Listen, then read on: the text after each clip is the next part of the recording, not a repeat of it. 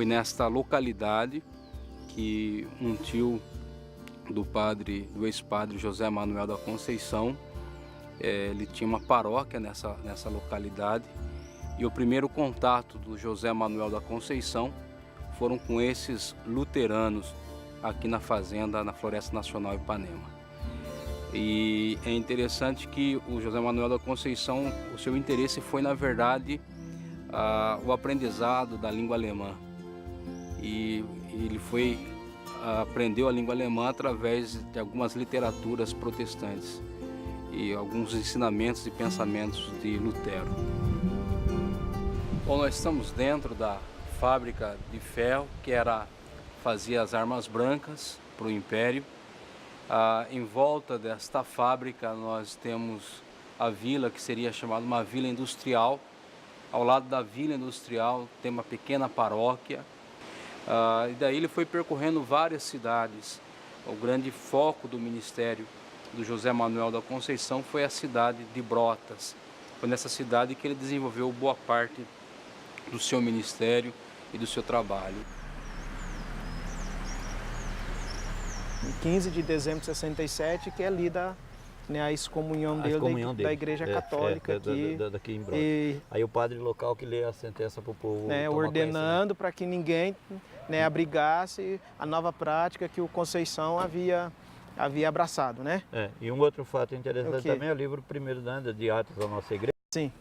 Aqui, ó, ao princípio de novembro de 1863, o senhor Blackford encontrou em sua casa, perto de São João do Rio Claro, o reverendo José Manuel da Conceição, que havia pouco tempo deixado de ser vigário de Brotas.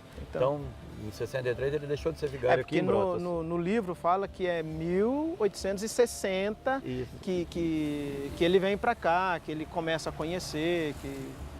Em maio de 1864, o senhor Conceição visita São Paulo e teve várias conferências com o senhor Blackford.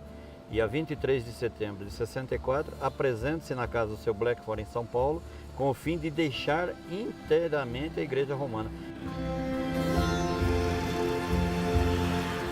O Conceição, ele é um homem apaixonado pela garra, o entusiasmo que ele tinha. E ele passara em alguns lugares, né, como padre, né, e ele havia semeado a doutrina, os ensinamentos da Igreja de Roma.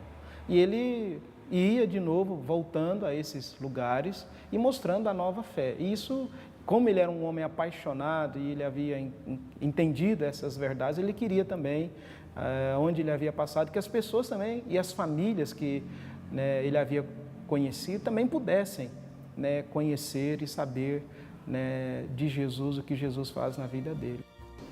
No dia 13 de novembro, reunidas na casa do senhor Antônio Francisco de Gouveia, o senhor Conceição pregou, assistindo mais de 30 pessoas.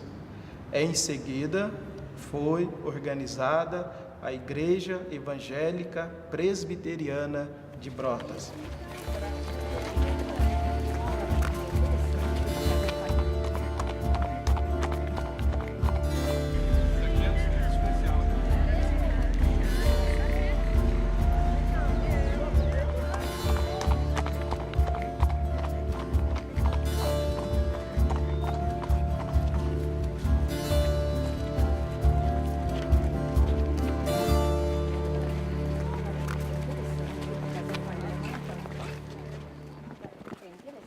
A maioria das vezes soube-se que andava a pé e parava nos locais que ele encontrava, pedia, digamos, pouso, se possível, e em troca trabalhava.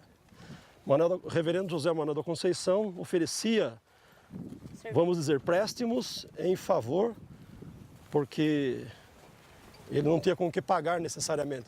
Essa é a primeira estrada de Sorocaba, Votorantim e Piedade.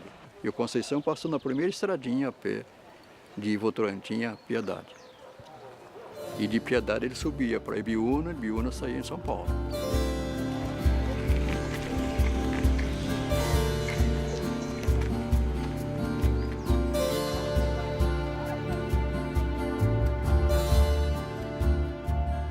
palavra de Deus. Hoje mesmo nós tivemos o privilégio de semear 20 novos testamentos e a federação da UPH saiu semeando folhetos, né? Então, por onde passou José Manuel da Conceição, nós estamos repetindo, não certamente com o mesmo entusiasmo que ele fez, porque tinha mais coisas profundas a respeito da vida dele, mas para nós é uma satisfação muito grande, né? O reverendo José Manuel da Conceição, ele estava doente, já pelos anos 65, 66, mesmo quando da sua ordenação. Ele não tinha boa saúde.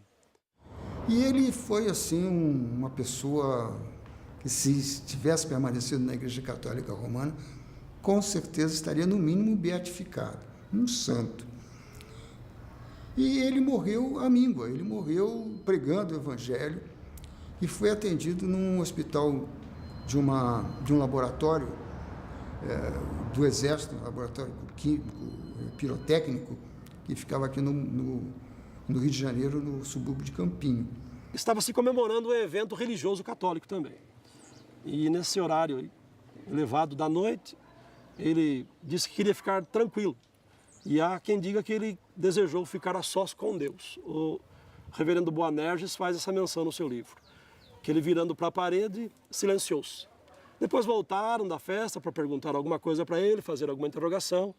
Aí quem estava a atendê-lo disse que ele não estava se mexendo mais, e aí comprovaram que ele havia morrido. Então dá a entendermos que ele morreu na madrugada do dia 25 de dezembro de 1873. A igreja está na beira do caminho onde Conceição passou, então eu sempre incentivo o pessoal a ler a história, porque se a gente existe é porque tem uma história. E a igreja presbiteriana tem uma história muito especial. O evangelho presbiteriano é o evangelho da razão, não é só da emoção. A partir da província de São Paulo, o presbiterianismo se irradiou para o sul de Minas, o Triângulo Mineiro e os estados do sul, principalmente Paraná e Santa Catarina.